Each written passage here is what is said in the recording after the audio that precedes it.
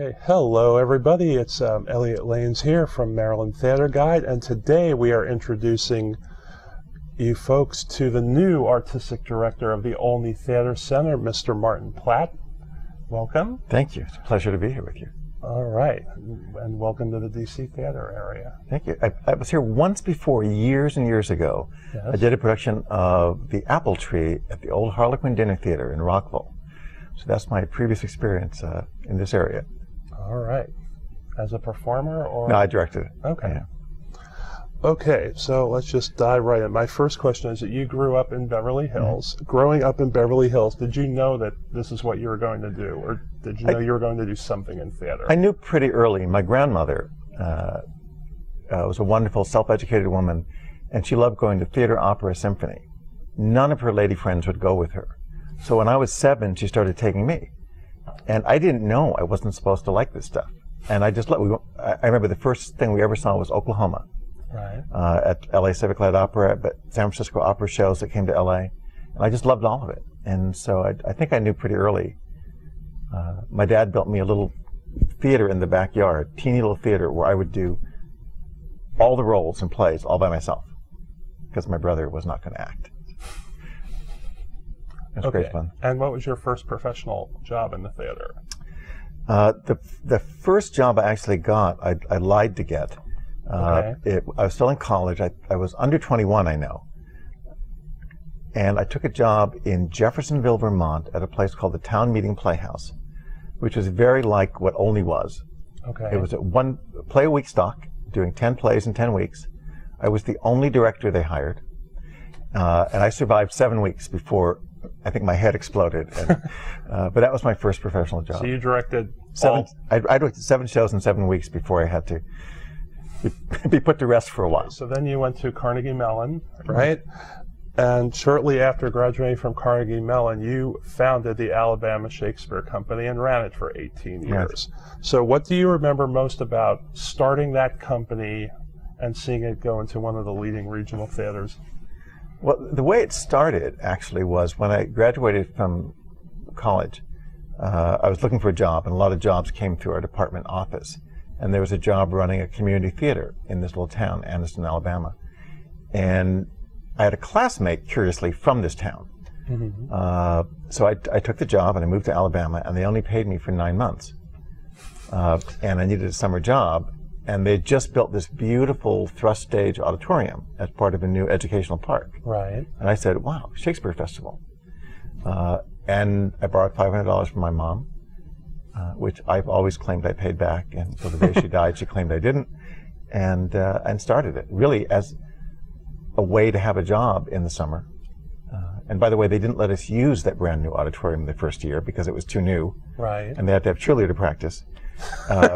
It's Alabama, so we used an abandoned high school auditorium with the basketball court at the back and bats flying around, and did our first season there. And it grew amazingly. We had an extraordinary community there supporting it, and it turned out as well as it could ever possibly have turned out. I can see the bats working their way into some kind of Shakespeare production. Well, we did a musical version. We did a musical of As You Like It. Okay. And because we had no money, I ran follow spot from the balcony, which was condemned, so the audience couldn't be up there. And the bats would fly at the follow spot during the show. So occasionally the spot would kind of fly off the performers as we were avoiding the bats. It was fun. Nothing has changed. All right. So after 18 years at Alabama Shakespeare, you moved over to Birmingham Opera Theater and directed there. What do you find the biggest differences between staging an opera over staging a theater piece? I think the big difference, and I actually started thinking I was going to be a composer and a conductor before I went into theater seriously in high school.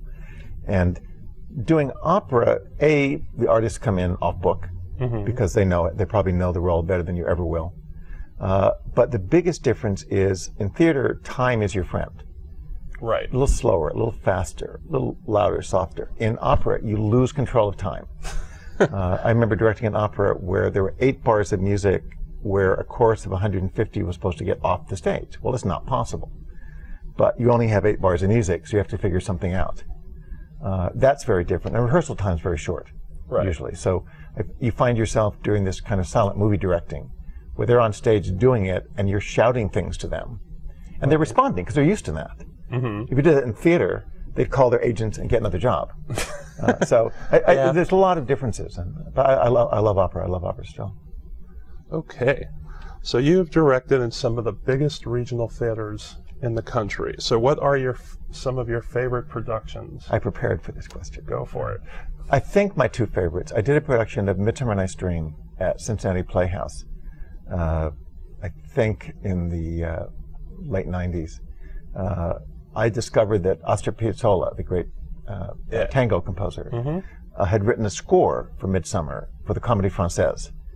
And we found his widow and got a copy of it and did this tango-influenced 1930s production of Midsummer.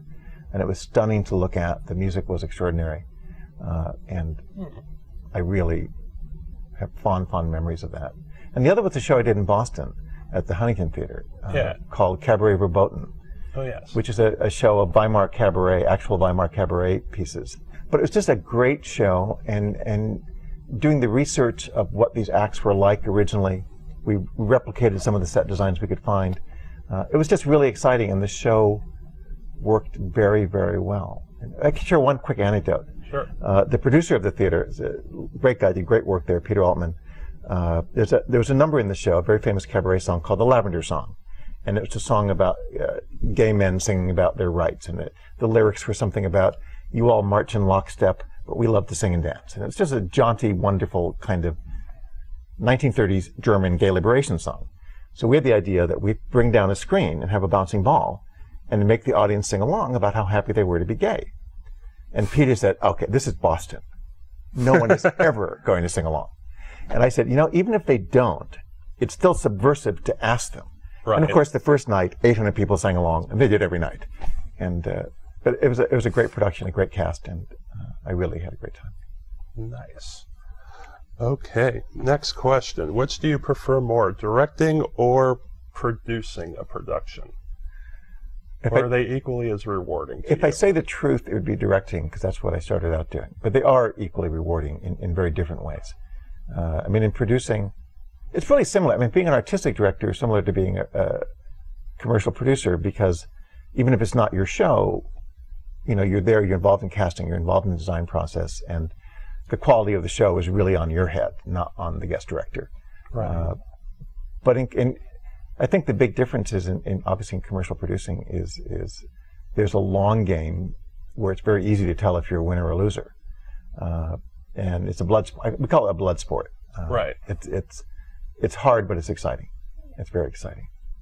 And we still have one project we're working on, in addition to everything I'm doing here. It's a musical version of Lend Me a Tenor.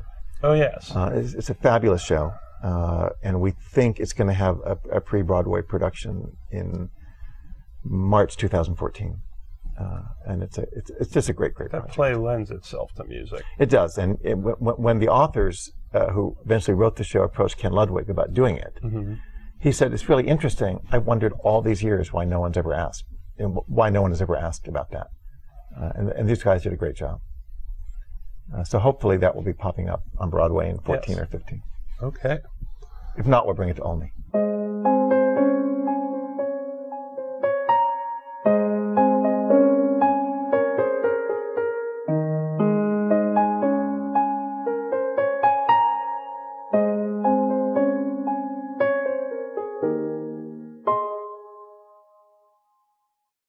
So what intrigued you about coming to work for this theater?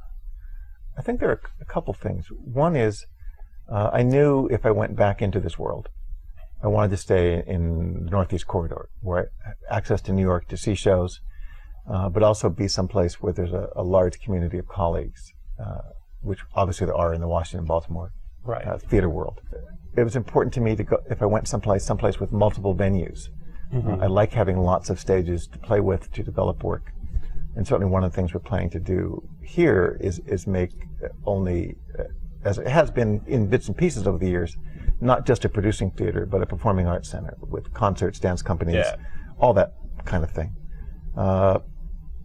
It's also kind of a homecoming, because I started my life at the very beginning of the American Regional Theater movement in 1971, and spent about 25 years in the not-for-profit world.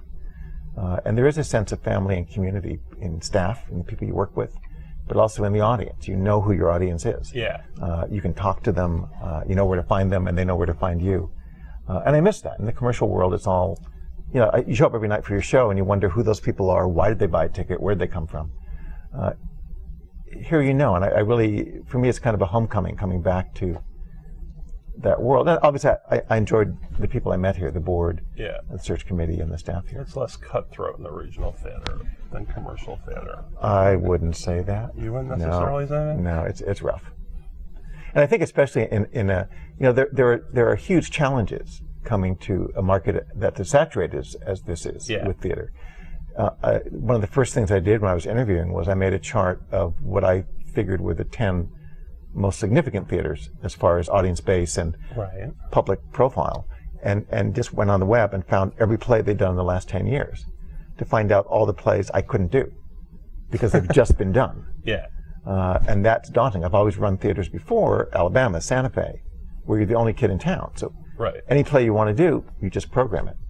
So it's a bit more of a challenge here. As the new artistic director to Olney, how important is it to you to honor the past while moving the theater forward? I think it's crucial, and that was another appeal to me. I love the 75-year history. I love all those years of summer stock. I did a list of all 488 plays that Olney has done.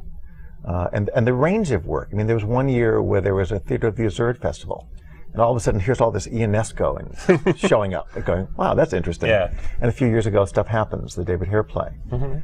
It's such a varied history. And this year we're doing one of our shows in the Historic Theater, and a show that Angel Street by Patrick Hamilton, the great thriller that the Olney did in 1950.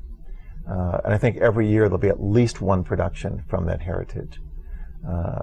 And we're going to do a lot of work in the next few years on the historic stage to make it a much, not change anything about it that people will notice, but make it a much more friendly theater to see shows in. The other thing we're doing this year, by the way, on July 26th, the historian here figured out that July 26, 1938 was the original opening date of Olney Theater Center with this production of a play called The Lady Has a Heart by Ladislas Busfikete. It's a Hungarian play that was done on Broadway the year before with Vincent Price, and it was a huge flop on Broadway, but Olney opened their season with it. And we're going to do a semi-stage reading of it as part of an event celebrating that 75th anniversary. Nice. I love all the history stuff.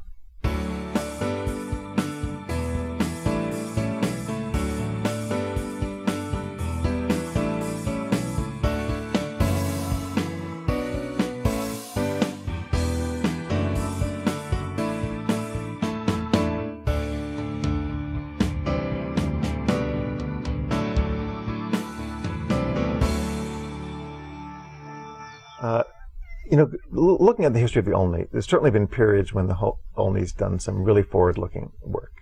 And, you know, because of all kinds of reasons, mostly involving the financial meltdown in 2008, which affected everybody in the arts, the programming got a lot more conservative. And a lot of our conversation is being, how can we find exciting plays to fill seats that move the theater forward again? And some of the things we're doing, we're opening the season with a production by a prominent director who we can't name yet, of Spring Awakening, the musical, which is certainly not quite the programming that Olney's been doing, but it's one of the great musicals of the last 10 years, great score. And I think the Olney audience will enjoy it, but it's one of the few plays that really reaches into the younger audience, you know, the 20s, the 30s, the late teens, who don't usually go to professional theater. Even though we're producing theater, I saw a show in New York because of Terry Teachout at the Journal, a production of St. Joan by a company called Bedlam. And it's 4 actors doing an uncut production of St. Joan, playing all the parts. And I never would have gone. But Terry Teachout said it was the best production of a Shaw play he'd seen in his life, bar none. And I went, and he was right. And Bedlam is coming in for an extended residency in the lab, and we'll be doing the St. Joan and the Hamlet in repertory. So even though company that you saw? Same 4 actors. And it's an extraordinary thing, and beyond everything else, you kind of have to wear comfortable shoes and comfortable clothes because the audience will be moving from space to space. But I think it's important, you know, when you see exciting work that's different. I mean, St. Joan and Hamlet are comfortable titles. Right. They're like cozy classics, and here's a way to revisit them and see extraordinary productions that challenge your expectations, but don't make you go, oh, that's director's theater, or that's... Right. And I think that kind of work, we're going to be looking for more of that. And then we're doing a very new play, very kind of controversial play, which will be a DC area premiere, a play called The Submission by Jeff Talbot, which deals with racial issues, social issues around American regional theater and around playwriting, and it's a really good play. Just won the John Gassner Award about a month or so ago. So, you know, it's that kind of thing, along with, you know, Once Upon a Mattress. It's going to be a holiday musical, and we're doing a production of Tartuffe, although it's a modern dress production, and it uses music by a kind of favorite Euro rock group of mine. But it's Tartuffe, and it's a kind of a wonderful production. So it's a range of things. It's a lot of something I think for everybody. Something for everyone, but I think every show we're doing next year is something that the traditional Olney audience will enjoy as much as possibly some newer audiences coming in. And I think that's the goal. Is I think we always say that even if you know the title, you won't have seen quite like this before. So I think there will be some eyebrows raised. I may raise mine a couple times. Okay, will you also be directing here? Yes. And actually this year, the first year, I'm doing 3 shows. So which of those are yours? Well, I'm directing a wonderful English comedy called Neville's Island by Tim Firth, which involves businessmen who enter swimming, which is another challenge for us. And Tim is best known, he wrote the screenplay for Calendar Girls. Okay. But he's a protege of Alan Ayckbourn, and it's an extraordinary, very funny play. I think one of the marketing things we found describes it as The Office meets Lord of the Flies. And that's pretty much what it is. And I'll be directing that. I'll be directing Carnival, Bob Merrill's wonderful musical, which isn't done nearly enough. Very underrated musical. Very underrated. Based on the film Lily. And it's interesting because you go to musicals based on films now. It's like Ghost or something. And if there's a big song in the film, they buy it and stick it in the musical. Right. And here's Bob Merrill going, okay, Hi Lily, Hi Lo from the movie won the Oscar as Best Song. And what did he do? He wrote Love Makes the World Go Round, which was a top 40 hit. He was not phased at all. But it's a wonderful show. So that will be in the summer? It'll be in the summer slot. And then I'll be directing the Tartuffe, which is mid-autumn. Very good. All right. So my last question, where would you like to see Olney Theater Center be in 5 years? The easy answer is, well, still right here. We're not going to move it. But to put it in a simple way, I guess the simple way is I'd like to see Olney as an essential player in the Baltimore, Washington theater scene. Just as people that live here turn their cars, south to go to the arena or to go to Signature or Center Stage or Studio. Right.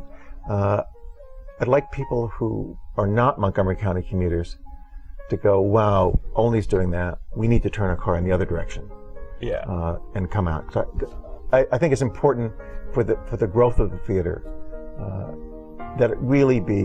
We have 2 450-seat theaters. We have a 150-seat lab. We have one of the biggest physical plants of all of these theaters, and I think we're going to hopefully introduce that to a lot more people.